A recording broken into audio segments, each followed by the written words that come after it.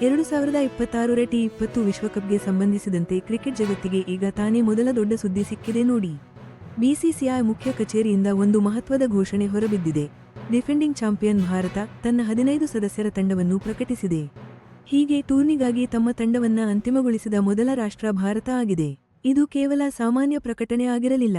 ಇಡೀ ವಿಶ್ವಕ್ಕೆ ತಕ್ಷಣವೇ ಶಾಕ್ ಕೊಟ್ಟ ಈ ಪ್ರಕಟಣೆ ಕ್ರೀಡಾ ಚಾನೆಲ್ಗಳು ಮತ್ತು ಫ್ಯಾನ್ ಫೋರಂಗಳಲ್ಲಿ ದೊಡ್ಡ ಮಟ್ಟದ ಚರ್ಚೆಗೆ ಕಾರಣವಾಗಿದೆ. ಈ ಸುದ್ದಿ ಯಾರು ಆಯ್ಕೆಯಾದರು ಅನ್ನೋದಕ್ಕಿಂತ ಯಾರು ಹೊರಗುಳಿದ್ರು ಅನ್ನೋದೇ ಇಲ್ಲಿ ಮುಖ್ಯ ಸುದ್ದಿಯಾಗಿದೆ. ಅಷ್ಟೇ ಅಲ್ಲ, ನಾಯಕತ್ವದ ಪಾತ್ರಗಳಲ್ಲೂ ದೊಡ್ಡ ನಾಟಕೀಯ ಬದಲಾವಣೆ ಆಗಿರುವುದು ತಂಡ ಹೊಸ ದಿಕ್ಕಿನಲ್ಲಿ ಸಾಗ್ತಿದೆ ಅನ್ನೋದನ್ನ ಇದು ತೋರಿಸ್ತಿದೆ.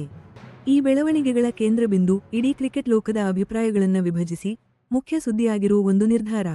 ಅದು ಯಾವುದು ಅಂದ್ರೆ, ಹಿಂದೆ ಭಾರತದ ಟಿ20 ಉಪನಾಯಕರಾಗಿದ್ದ ಶುಭ್ಮನ್ ಗಿಲ್ ಅವರನ್ನ ತಂಡದಿಂದ ಕೈಬಿಟ್ಟಿರುವುದು.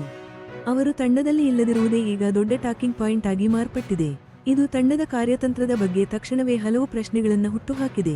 ಆದರೆ ಒಬ್ಬ ಆಟಗಾರ ಹೊರಹೋದರೆ ಇನ್ನೊಬ್ಬ ಆಟಗಾರನಿಗೆ ಅವಕಾಶ ಸಿಗುತ್ತೆ ಅನ್ನೋ ಹಾಗೆ ಆಲ್ರೌಂಡರ್ ಅಕ್ಷರ್ ಪಟೇಲ್ ಅವರನ್ನ ಉಪನಾಯಕನ ಮಹತ್ವದ ಸ್ಥಾನಕ್ಕೆ ಏರಿಸಲಾಗಿದೆ. ಈ ಅನಿರೀಕ್ಷಿತ ಆಯ್ಕೆ ತಂಡದಲ್ಲಿ ನಡೆಯುತ್ತಿರುವ ದೊಡ್ಡ ತಂತ್ರಗಾರಿಕೆಯ ಬದಲಾವಣೆಗೆ ಸಾಕ್ಷಿಯಾಗ್ತಿದೆ. ಈ ಮುಂಚೆಯೇ ತೆಗೆದುಕೊಂಡ ಈ ನಿರ್ಣಾಯಕ ನಿರ್ಧಾರ ಭಾರತದ ಚಾಂಪಿಯನ್ ಪಟ್ಟ ಕಾಪಾಡುವ ಪ್ರಯತ್ನಕ್ಕೆ ಯಾವ ಅರ್ಥ ಕೊಡುತ್ತೆ?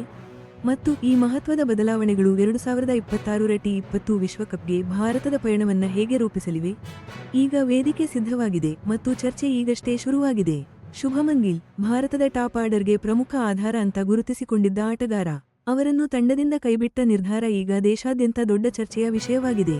ಮುಖ್ಯ ಆಯ್ಕೆಗಾರ ಅಜಿತ್ ಅಗರ್ಕರ್ ಮಾಧ್ಯಮಗಳೊಂದಿಗೆ ಮಾತನಾಡಿದ್ದು, ಗಿಲ್ ಅವರನ್ನು ಕೈಬಿಟ್ಟಿದ್ದು ಅವರ ಫಾರ್ಮ್ ಕಾರಣದಿಂದಲ್ಲ ಅಂತ ಸ್ಪಷ್ಟನೆ ಕೊಟ್ಟಿದ್ದಾರೆ.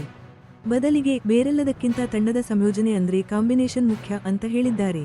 ಈ ಸ್ಪಷ್ಟನೆ ಆಯ್ಕೆ ಸಮಿತಿ ಹೇಗೆ ಯೋಚಿಸಿದೆ ಅನ್ನೋದರ ಬಗ್ಗೆ ಒಂದಷ್ಟು ಸುಳಿವು ಕೊಟ್ಟರು ಈಗ ಚರ್ಚೆ ಮತ್ತು ಊಹಾಪೋಹಗಳಿಗೆ ಇನ್ನಷ್ಟು ಹುರಿದುಂಬಿಸಿದೆ. ಇದು ಬ್ಯಾಟಿಂಗ್ ಲೈನ್ಅಪ್ ಅನ್ನು ಬ್ಯಾಲೆನ್ಸ್ ಮಾಡೋಕ್ಕ ಅಥವಾ ಹೆಚ್ಚು ಹೊಂದಾಣಿಕೆಯ ಆಟಗಾರರಿಗೆ ಆದ್ಯತೆ ಕೊಡುವಂತಹ ತಂತ್ರನ? ಕ್ರಿಕೆಟ್ ವಲಯದವರು ಪ್ರತಿಯೊಂದು ಆಯಾಮವನ್ನು ಕೂಲಂಕಷವಾಗಿ ನೋಡ್ತಿದ್ದಾರೆ. ಲೈವ್ ಬ್ಲಾಗ್ಗಳು ಮತ್ತು ಟೆಲಿವಿಷನ್ ಚರ್ಚೆಗಳಲ್ಲಿ ಅಗರ್ಕರ್ ಮಾತುಗಳನ್ನ ಪೋಸ್ಟ್ ಮಾರ್ಟಮ್ ಮಾಡಿ ಈ ದೊಡ್ಡ ಮಟ್ಟದ ಕೈಬಿಡುವಿಕೆಯ ಹಿಂದಿನ ಅಸಲಿ ಅರ್ಥ ಏನು ಅಂತ ಅರ್ಥ ಮಾಡಿಕೊಳ್ಳೋಕೆ ಪ್ರಯತ್ನಿಸ್ತಿವೆ. ಗಿಲ್ ಪ್ರತಿಭೆ ಪ್ರಶ್ನಾತೀತ, ಅವರ ಹಿಂದಿನ ಪ್ರದರ್ಶನಗಳು ಕೂಡ ತುಂಬಾನೇ ಮುಖ್ಯ ಆಗಿದ್ವು. ಅವರ ಗೈರುಹಾಜರಿ ಅಂತಾರಾಷ್ಟ್ರೀಯ ಕ್ರಿಕೆಟ್ನಲ್ಲಿ ಆಯ್ಕೆ ಎಷ್ಟು ಕಠಿಣ ಅನ್ನೋದನ್ನ ತೋರಿಸ್ತಿದೆ. ಯಾಕಂದ್ರೆ ಸ್ಟ್ರಾಟಜಿಕ್ ಬದಲಾವಣೆಗಳಿಗೆ ಆದ್ಯತೆ ಸಿಕ್ಕಾಗ ಸ್ಥಾಪಿತ ಆಟಗಾರರು ಕೂಡ ತಂಡದಿಂದ ಹೊರಗುಳಿಯಬಹುದು. ಈ ಚರ್ಚೆ ಕೇವಲ ಗಿಲ್ಗೆ ಸೀಮಿತವಾಗಿಲ್ಲ, ಬೇರೆ ಅಂಚಿನ ಆಟಗಾರರ ಭವಿಷ್ಯದ ಬಗ್ಗೆನೂ ಇದೆ. ಉದಾಹರಣೆಗೆ ಜಿತೇಶ್ ಶರ್ಮಾ ಕೂಡ ಸ್ಥಾನ ಕಳೆದುಕೊಂಡಿದ್ದು ಡೈನಾಮಿಕ್ ಆಟಗಾರ ಇಶಾನ್ ಕಿಶನ್ ತಂಡದಲ್ಲಿ ಸ್ಥಾನ ಗಿಟ್ಟಿಸಿಕೊಂಡಿದ್ದಾರೆ. ಇದರೊಂದಿಗೆ ಅವರು ವಿಶ್ವಕಪ್ ತಂಡಕ್ಕೆ ಮತ್ತೆ ಎಂಟ್ರಿ ಕೊಟ್ಟಿದ್ದಾರೆ. ಈ ಆಯ್ಕೆಗಳು ಒಂದು ಸ್ಪಷ್ಟ ಉದ್ದೇಶವನ್ನು ತೋರಿಸ್ತಿವೆ, ಅಂದ್ರೆ ಬೇರೆ ಬೇರೆ ಕಂಡೀಷನ್ಗಳು ಮತ್ತು ಮ್ಯಾಚ್ ಸಿಚುವೇಶನ್ಗಳಿಗೆ ಹೊಂದಿಕೊಳ್ಳುವ ತಂಡ ಕಟ್ಟೋದು. ಹಾಗಾಗಿ ಕೆಲವು ನಿರ್ದಿಷ್ಟ ಸಂದರ್ಭಗಳಲ್ಲಿ ವೈಯಕ್ತಿಕ ಸಾಮರ್ಥ್ಯಕ್ಕಿಂತ ಹೆಚ್ಚಾಗಿ ಸ್ಟ್ರಾಟಜಿಕ್ ಫಿಟ್ಗೆ ಆದ್ಯತೆ ಕೊಟ್ಟಿದ್ದಾರೆ ಅನ್ನೋದು ಸ್ಪಷ್ಟ. ಹಲವು ಚರ್ಚೆಗಳ ಮಧ್ಯೆ ಅಕ್ಷರ್ ಪಟೇಲ್ ಅವರಿಗೆ ಉಪನಾಯಕತ್ವ ಸ್ಥಾನ ಕೊಟ್ಟಿರುವುದು ಇಂಡಿಯನ್ ಸೆಲೆಕ್ಟರ್ಸ್ ಮಾಡಿರುವ ಒಂದು ಮಹತ್ವದ ತಂತ್ರಗಾರಿಕೆಯ ನಿರ್ಧಾರ ಅಂತ ಹೇಳಬಹುದು. ಈ ನಿರ್ಧಾರದಿಂದ ಟೀಮ್ನ ಆಲ್ರೌಂಡ್ ಸಾಮರ್ಥ್ಯವನ್ನು ಬಲಪಡಿಸೋಕೆ ಸೆಲೆಕ್ಟರ್ಸ್ ಸ್ಪಷ್ಟ ಉದ್ದೇಶ ಹೊಂದಿದ್ದಾರೆ ಅನ್ನೋದು ಗೊತ್ತಾಗುತ್ತೆ. ಬ್ಯಾಟಿಂಗ್ನಲ್ಲಿ ಇನ್ನಷ್ಟು ಆಳ ಮತ್ತು ಒಂದು ಬಲಿಷ್ಠ ಸ್ಪಿನ್ ಅಟ್ಯಾಕ್ ಇರಬೇಕು ಅಂತ ಅವರು ಅಂದ್ಕೊಂಡಿದ್ದಾರೆ. ಅಕ್ಷರ್ ಬ್ಯಾಟ್ ಮತ್ತು ಬಾಲ್ ಎರಡರಲ್ಲೂ ಸ್ಥಿರವಾಗಿ ಪರ್ಫಾರ್ಮ್ ಮಾಡ್ತಾನೆ ಇರೋದು, ಜೊತೆಗೆ ಪ್ರೆಷರ್ ಇರುವಾಗಲೂ ಶಾಂತವಾಗಿ ಇರ್ತಾರೆ ಅನ್ನೋದು ಅವರನ್ನು ನಾಯಕತ್ವದ ಪಾತ್ರಕ್ಕೆ ಒಂದು ಅತ್ಯುತ್ತಮ ಆಯ್ಕೆ ಅಂತ ತೋರಿಸುತ್ತೆ. ಇದು ಬರೀ ಒಬ್ಬರ ಟ್ಯಾಲೆಂಟ್ ಬಗ್ಗೆ ಮಾತ್ರ ಅಲ್ಲ, ಹಲವು ಆಯಾಮಗಳನ್ನು ಹೊಂದಿರುವ ಮತ್ತು ಟ್ಯಾಕ್ಟಿಕಲ್ ಆಗಿ ಫ್ಲೆಕ್ಸಿಬಲ್ ಆಗಿರುವ ಒಂದು ಸ್ಕ್ವಾಡ್ ಕಟ್ಟೋಕೆ ಈ ನಿರ್ಧಾರ. ಸ್ಫೋಟಕ wicket keeper batsman Ishan Kishan ವಾಪಸ್ ಬಂದಿರೋದು ಟೀಮ್ನಲ್ಲಿ ಡೈನಮಿಸಂ ಇರಬೇಕು ಅನ್ನೋ ಅವರ ಆಸಕ್ತಿಯನ್ನ ಇನ್ನಷ್ಟು ಗಟ್ಟಿಗೊಳಿಸುತ್ತೆ. ಸೋಷಿಯಲ್ ಮೀಡಿಯಾ ಮತ್ತೆ ಚಿಕ್ಕ ಚಿಕ್ಕ ಕಾಮೆಂಟ್ಸ್ ಮೂಲಕ ಕಿಶನ್ ಸಾರ್ವಜನಿಕವಾಗಿ ರಿಯಾಕ್ಟ್ ಮಾಡಿರೋ ರೀತಿ ಅವರಲ್ಲಿರೋ ಎಕ್ಸೈಟ್ಮೆಂಟ್ ಎಷ್ಟಿದೆ ಅನ್ನೋದನ್ನ ಸ್ಪಷ್ಟವಾಗಿ ತೋರಿಸುತ್ತೆ. ಈ ಆಟಗಾರರಿಗೆ ಇದೆಲ್ಲ ವೈಯಕ್ತಿಕವಾಗಿ ಎಷ್ಟು ಮುಖ್ಯ ಅನ್ನೋದನ್ನ ಇದರಿಂದ ನಾವು ಅರ್ಥ ಮಾಡ್ಕೋಬಹುದು. ಬಿಸಿಸಿಐ ನೀಡಿದ ಮೀಡಿಯಾ ಅಡ್ವೈಸರಿ, ಈ ಆಯ್ಕೆಗಳು ಬರೀ ವರ್ಲ್ಡ್ ಕಪ್ಗೆ ಮಾತ್ರ ಅಲ್ಲ, ಮುಂದೆ ನ್ಯೂಜಿಲೆಂಡ್ ವಿರುದ್ಧ ಬರೋ ಟಿ20 ಸೀರೀಸ್ಗೂ ಎಷ್ಟು ಮುಖ್ಯ ಅನ್ನೋದನ್ನ ಒತ್ತಿ ಹೇಳಿತ್ತು. ಈ ಡಬಲ್ ಪರ್ಪಸ್ ಸ್ಕ್ವಾಡ್ ಅನೌನ್ಸ್ಮೆಂಟ್ ಹೇಳೋದು ಏನಂದ್ರೆ, ಆಯ್ಕೆ ಆಗಿರೋ ಈ 15 ಜನವರಿ ಅನುಮಾನವೇ ಇಲ್ಲದೆ ಇಂಡಿಯಾದ ಫಸ್ಟ್ ಚಾಯ್ಸ್ ಟಿ20 ಟೀಮ್. ಮುಖ್ಯ ಈವೆಂಟ್ ಶುರುವಾಗೋ ಮೊದಲೇ ಟಾಪ್ ಲೆವೆಲ್ ಟೀಮ್ಸ್ ವಿರುದ್ಧ ಆಡೋಕೆ ಇವರು ರೆಡಿ ಇದ್ದಾರೆ.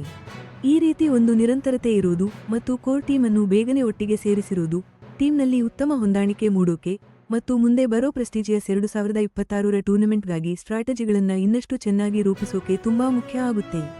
ಭಾರತ ತಂಡದ ಘೋಷಣೆ ಕೇವಲ ಡ್ರೆಸ್ಸಿಂಗ್ ರೂಮ್ಗೆ ಮಾತ್ರ ಸೀಮಿತವಾಗಲಿಲ್ಲ. ಇದು ಅಭಿಮಾನಿಗಳು, ತಜ್ಞರು ಎಲ್ಲರ ಮಧ್ಯೆಯೂ ದೊಡ್ಡ ಚರ್ಚೆಗೆ ಕಾರಣವಾಗಿದೆ. ಸೋಷಿಯಲ್ ಮೀಡಿಯಾದಲ್ಲಿಂತೂ ಪ್ರತಿ ಆಯ್ಕೆ, ಪ್ರತಿ ಕೈಬಿಟ್ಟ ಆಟಗಾರನ ಬಗ್ಗೆ ಜೋರು ಚರ್ಚೆ ನಡೆಯುತ್ತಿದೆ. ಈ ತೀವ್ರತೆ ಟ್ರೆಂಡಿಂಗ್ ಸರ್ಚ್ಗಳಲ್ಲೂ ಕಾಣಿಸ್ತಿದೆ. ಗಿಲ್ ಅನ್ನ ಯಾಕೆ ಕೈಬಿಟ್ರು ಅನ್ನೋ ಪ್ರಶ್ನೆ ಜೋರಾಗಿ ಸರ್ಚ್ ಆಗ್ತಿದೆ. ವಿಶೇಷ ಅಂದ್ರೆ ದಿನೇಶ್ ಕಾರ್ತಿಕ್ ಹೆಸರು ಕೂಡ ಆನ್ಲೈನ್ ಸರ್ಚ್ಗಳಲ್ಲಿ ಮತ್ತೆ ಟ್ರೆಂಡ್ ಆಗ್ತಿದೆ. ಕಾರ್ತಿಕ್ ಸದ್ಯ ತಂಡದಲ್ಲಿ ಇಲ್ಲದೇ ಇದ್ರೂ ಅವರ ಹೆಸರು ಚರ್ಚೆಗೆ ಬಂದಿರುವುದಕ್ಕೆ ಕಾರಣ ಏನು ಅಂದ್ರೆ ಅನುಭವಿ ಫಿನಿಶರ್ಸ್ ಮತ್ತೆ ಯುವ ಬ್ಯಾಟರ್ಸ್ ನಡುವಿನ ಸಮತೋಲನದ ಬಗ್ಗೆ ನಡೆಯುತ್ತಿರೋ ಚರ್ಚೆ. ಅಭಿಮಾನಿಗಳು ಅವರ ಹಿಂದಿನ ವಿಶ್ವಕಪ್ ಪರಾಕ್ರಮಗಳನ್ನ ಮತ್ತೆ ನೆನಪಿಸಿಕೊಳ್ತಿದ್ದಾರೆ. ಹೆಚ್ಚು ಒತ್ತಡದ T20 ಪಂದ್ಯಗಳಲ್ಲಿ ಅನುಭವ ಮತ್ತೆ ಯುವಕರ ಪಾತ್ರದ ಬಗ್ಗೆ ಚರ್ಚೆ ಮಾಡ್ತಿದ್ದಾರೆ. ಇದು ಅಭಿಮಾನಿಗಳಿಗೆ ಅವರ ಕ್ರಿಕೆಟ್ ಹೀರೋಗಳ ಮೇಲೆ ಮತ್ತೆ ಆಟದ ಮೇಲೆ ಎಷ್ಟೊಂದು ಬಲವಾದ ನಂಟಿದೆ ಅನ್ನೋದನ್ನ ತೋರಿಸುತ್ತೆ. ಇದಲ್ಲದೆ ಭಾರತ ತಂಡ ತನ್ನ ಸ್ಕ್ವಾಡನ್ನ ಮೊದಲು ಘೋಷಿಸಿರುವುದು ಜಾಗತಿಕ ಮಟ್ಟದಲ್ಲೂ ಎಲ್ಲರ ಗಮನ ಸೆಳೆದಿದೆ. ಐಸಿಸಿಯ ಅಧಿಕೃತ ಟೂರ್ನಮೆಂಟ್ ಹಬ್ನಲ್ಲಿ ಭಾರತ ತಂಡವನ್ನೇ ಮೊದಲು 15 ಜನರ ತಂಡವನ್ನ ಅಂತಿಮಗೊಳಿಸಿದ ತಂಡ ಅಂತ ಪಟ್ಟಿ ಮಾಡಿದ್ದಾರೆ. ಇದು ಭಾರತದ ಸಿದ್ಧತೆ ಮತ್ತೆ ದೂರದೃಷ್ಟಿಗೆ ಹಿಡಿದ ಕೈಗನ್ನಡಿ. ಭಾರತದ ಈ ಮುಂಚಿತವಾದ ನಿರ್ಧಾರ ಒಂದು ದೊಡ್ಡ ಮಾನದಂಡವನ್ನೇ ಸೃಷ್ಟಿಸಿದೆ. ಇದರಿಂದ ವಿಶ್ವಾದ್ಯಂತ ಇರೋ ಇತರ ಕ್ರಿಕೆಟ್ ಮಂಡಳಿಗಳು ತಮ್ಮ ಟ್ಯಾಲೆಂಟ್ ಪೂಲ್ ಮತ್ತೆ ಆಯ್ಕೆ ತಂತ್ರಗಳನ್ನ ಸೂಕ್ಷ್ಮವಾಗಿ ಪರಿಶೀಲಿಸೋಕೆ ಶುರು ಮಾಡಿದ್ದಾರೆ. ಅಷ್ಟೇ ಅಲ್ಲ, ಅವರ ಹೊಸ ತಂಡಗಳನ್ನ ಭಾರತದ ಈಗ ಘೋಷಿಸಿರುವ 2026ರ ಬ್ಲೂಪ್ರಿಂಟ್ನೊಂದಿಗೆ ಹೋಲಿಸಿ ನೋಡ್ತಿದ್ದಾರೆ ಕೂಡ. ಹಾಲಿ ಚಾಂಪಿಯನ್ ಭಾರತ ತಂಡ ಈಗಲೇ ತಮ್ಮ ತಂಡವನ್ನ ಪ್ರಕಟ ಮಾಡಿದ್ದು, T20 ವಿಶ್ವಕಪ್ ಪ್ರಶಸ್ತಿಯನ್ನು ಉಳಿಸಿಕೊಳ್ಳುವ ಅವರ ಮಹತ್ವಾಕಾಂಕ್ಷೆಗೆ ಇದೊಂದು ಬಹುಮುಖ್ಯ ಯೋಜನೆ ಅಂತಾನೆ ಹೇಳಬಹುದು. ಗಿಲ್ ಅವರಂತಹ ಟಾಪ್ ಬ್ಯಾಟ್ಸ್ಮನ್ಗೆ ಜಾಗ ಸಿಕ್ಕಿಲ್ಲ, ಆದ್ರೆ ಅಕ್ಷರ್ ಪಟೇಲ್ ಅವರಂತಹ ಆಲ್ರೌಂಡರ್ಗೆ ಅವಕಾಶ ನೀಡಲಾಗಿದೆ. ಇದು ತಂಡದ ರಣತಂತ್ರದಲ್ಲಿನ ದೊಡ್ಡ ಬದಲಾವಣೆಯನ್ನು ತೋರಿಸುತ್ತೆ. ತಂಡದ ಬ್ಯಾಟಿಂಗ್ ಲೈನಪ್ ಆಳವಾಗಿರಬೇಕು ಮತ್ತು ಹೆಚ್ಚು ಸ್ಪಿನ್ ಆಲ್ರೌಂಡರ್ ಆಪ್ಷನ್ಗಳು ಇರಬೇಕು ಅನ್ನೋದು ಇದರಿಂದ ಸ್ಪಷ್ಟವಾಗುತ್ತೆ. ಈ ಹೊಸ ತಂತ್ರದಿಂದ ಭಾರತ ಯಾವುದೇ ಪಿಚ್ ಪರಿಸ್ಥಿತಿಯಲ್ಲೂ ಯಾವುದೇ ಎದುರಾಳಿಯ ವಿರುದ್ಧವೂ ಹೊಂದಿಕೊಂಡು ಆಡುವ ವರ್ಸಟೈಲ್ ತಂಡವನ್ನು ರೂಪಿಸಲು ನೋಡುತ್ತಿದೆ. ಇನ್ನು ನ್ಯೂಜಿಲೆಂಡ್ ವಿರುದ್ಧದ ಮುಂಬರುವ T20 ಸರಣಿ ಈ ಹೊಸ ತಂಡಕ್ಕೆ ಮೊದಲ ಅಗ್ನಿಪರೀಕ್ಷೆ ಆಗಲಿದೆ.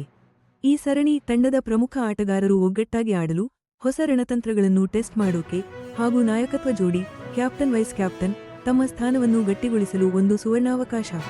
ಈ ಆರಂಭಿಕ ಮತ್ತು ನಿರ್ಣಾಯಕ ಹೆಜ್ಜೆಯು ಭಾರತ ತಂಡದ ಉದ್ದೇಶವನ್ನು ತೋರಿಸುವುದಲ್ಲದೆ 2026ರ T20 ವಿಶ್ವಕಪ್ಗೆ ಕುತೂಹಲವನ್ನ ಇನ್ನೂ ಹೆಚ್ಚಿಸಿದೆ. ಈಗಿನಿಂದ ವಿಶ್ವಕಪ್ ಶುರುವಾಗುವವರೆಗೂ ಪ್ರತಿ ಪಂದ್ಯ, ಪ್ರತಿ ಪ್ರದರ್ಶನ, ಪ್ರತಿ ರಣತಂತ್ರದ ನಿರ್ಧಾರವನ್ನು ಇದೇ ತಂಡದ ದೃಷ್ಟಿಯಿಂದಲೇ ನೋಡಲಾಗುತ್ತೆ. ಹೀಗಾಗಿ ಕಪ್ ಉಳಿಸಿಕೊಳ್ಳೋ ಭಾರತದ ಪಯಣ ಅಧಿಕೃತವಾಗಿ ಶುರುವಾಗಿದೆ. ಈ ಹೊಸ ಮತ್ತು ಬೋಲ್ಡ್ ರಣತಂತ್ರ ಅವರಿಗೆ ಮತ್ತೊಮ್ಮೆ ಕಪ್ ಗೆಲ್ಲಲು ಸಹಾಯ ಮಾಡುತ್ತಾ ಅಂತ ಇಡೀ ಕ್ರಿಕೆಟ್ ಲೋಕ ಈಗ ಉಸಿರು ಬಿಗಿ ಹಿಡಿದು ಕಾಯುತ್ತಿದೆ.